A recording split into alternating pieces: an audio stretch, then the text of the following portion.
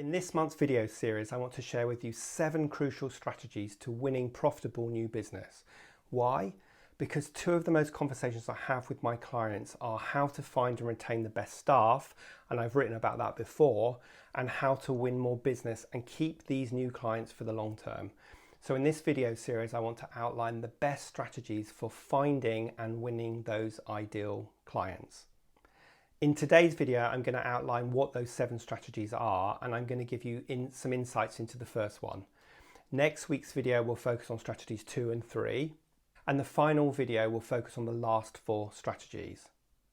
So let me start today by outlining what those 7 crucial strategies are for winning new profitable ideal clients. Number 1 is know who your ideal customer is. Now this might sound like an obvious thing, or you might be sitting there watching this video thinking, yeah, but I know who my ideal client is. But my question to you is, do you know them well enough?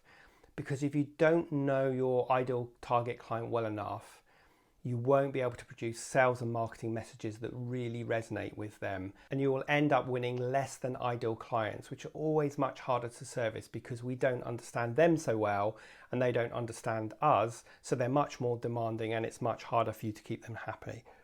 Strategy 2 is all about defining your sales funnel so you know what the right sales and marketing activities are to not only capture new potential clients at the top of the funnel, but move them through the funnel and convert them at the bottom into loyal repeat customers. Strategy 3 is all about working out the best 2 or 3 sales and marketing strategies that you need to implement in a deep and consistent manner. Now in strategy 4, we'll be talking about your 5 non-negotiable questions. And in the next strategies, we will explore when to agree to have that prospect meeting with your client. Then we're going to talk about writing proposals. And strategy 7 is all about how and when to follow up. Now I appreciate some of this sounds obvious or should be common sense, but you'd be surprised. So I want to share with you some of the things that I have seen people do wrong that you could do better.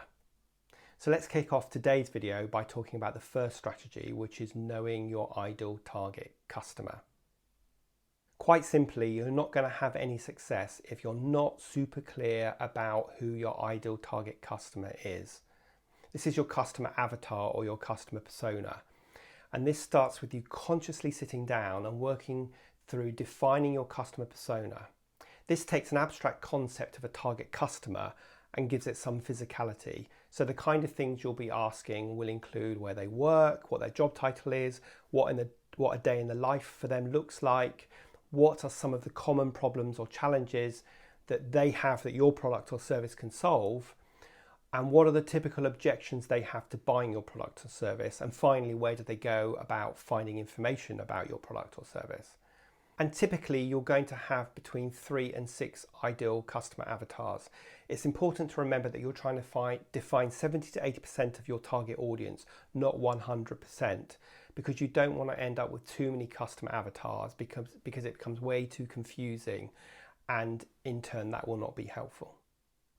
So that's strategy 1. It's a super important one, which is why I've dedicated most of this video, and that is defining your ideal target customer.